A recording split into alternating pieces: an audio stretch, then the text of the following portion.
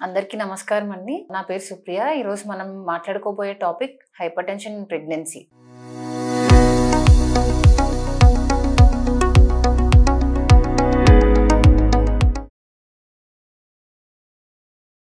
Hypertension అంటే blood pressure అనేది more than or equal to 140/90 in 2 ఒకేషన్స్‌లో. అంటే 4 గంటల తర్వాత కూడా మళ్ళీ సెకండ్ టైం చెక్ చేసిన తర్వాత కూడా బీపీ అనేది 140/90 కంటే ఎక్కువ ఉంది అంటే దాన్ని హైపర్‌టెన్షన్ అని అంటాం. మనం ఎందుకు ప్రెగ్నెన్సీలో ప్రాముఖ్యత ఎందుకు ఇవ్వాలి అంటే ఇది చాలా హై రిస్క్. సో దానికి వచ్చే కాంప్లికేషన్స్ అనేవి బోత్ మదర్ మీద, బేబీ మీద, ఇద్దరి మీద చూపిస్తది. సో బేబీ మీద చూపించే ఎఫెక్ట్స్ ఏంటంటే బేబీ యొక్క గ్రోత్ అనేది తక్కువగా ఉంటుంది. అంటే గ్రోత్ రిస్ట్రిక్షన్ అని అంటారు. నెక్స్ట్ ఉమ్మనీరు తగ్గిపోవటం అని ఇలాంటి రిస్క్ ఫ్యాక్టర్స్ అనేవి బేబీ మీద ఉంటుంది. అదే మదర్ మీద ఏం ఎఫెక్ట్స్ చూపిస్తుందంటే హైపర్‌టెన్షన్ అనేది ఫిట్స్ రావటము, దాన్ని ఎక్లాంప్షియా అని అంటారు. ఫిట్స్ వచ్చే అవకాశం కానీ, లేదంటే కళ్ళు మసక రావటం కానీ, టెంపరరీ బ్లైండ్నెస్ రావటం కానీ, అది లివర్ మీద కూడా ఎఫెక్ట్ చూపించవచ్చు, కిడ్నీ మీద ఎఫెక్ట్ చూపించవచ్చు. ఇలాంటి రిస్క్ ఫ్యాక్టర్స్ అనేవి కూడా ఉంటాయి.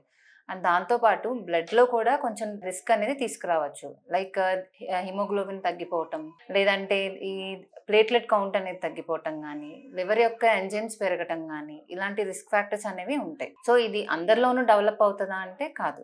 సో ఎవరికైతే కొన్ని రిస్క్ ఫ్యాక్టర్స్ ఉన్నాయో వాళ్ళలో వచ్చే అవకాశం ఎక్కువగా ఉంటుంది.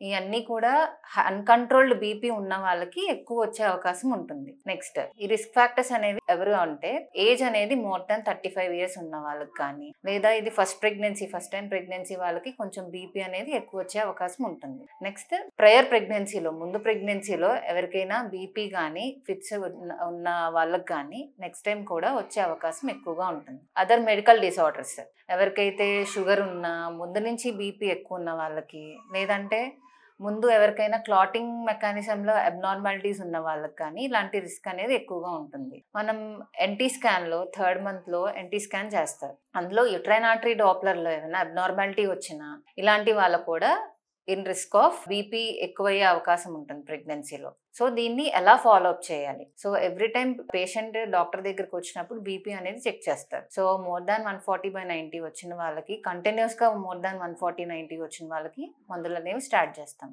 నెక్స్ట్ ఇంకా ఈ బీపీ ఎక్కువయ్యే సూచనలు ఎలాంటివి సిమ్టమ్స్ ఉంటాయి అంటే కన్సిస్టెంట్గా హెడ్ఏక్ అనేది ఎక్కువగా ఉంటుంది. మెయిన్గా హాస్పిటల్ రీజన్ అంటే మెడ దగ్గర ఎక్కువగా ఈ హెడ్ఏక్ అనేది ఎక్కువ చూపిస్తూ ఉంటుంది. అండ్ టాబ్లెట్ వేసినా తగ్గకపోవటం ఇలాంటివన్నీ అదొకటి. నెక్స్ట్ ఈ కళ్ళు మసక చెందటం కానీ, లేదంటే ఛాతీలో నొప్పి రావటం కానీ, లేదంటే యూరిన్ అనేది అవుట్పుట్ అనేది తగ్గిపోతుంది. కొంతమందికి బాడీ మొత్తం ఈ ఇడిమా అంటే నీరు పట్టడం ఇలాంటివన్నీ అవకాశం ఎక్కువగా ఉంటాయి. వీళ్ళలో బీపీ వచ్చే సూచనలు ఎక్కువగా ఉంటాయి అన్నమాట.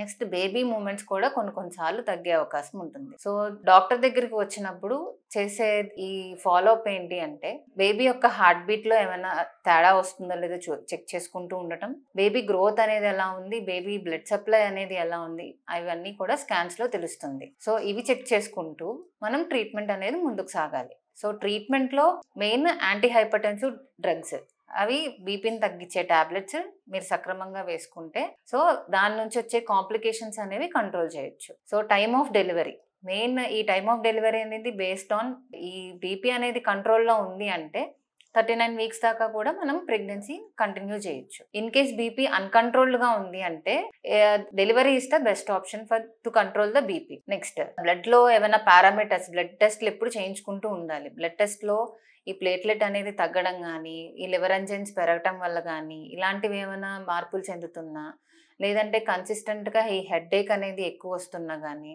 లేదంటే బేబీ యొక్క డాప్లర్స్లో బేబీ ఉమ్మనీరు తగ్గినా, బేబీ యొక్క బ్లడ్ సప్లై అనేది తగ్గినా, ఇలాంటి రిస్క్ ఫ్యాక్టర్స్ ఉన్నప్పుడు ముందుగా డెలివరీ అనేది చేయాల్సి వస్తుంది.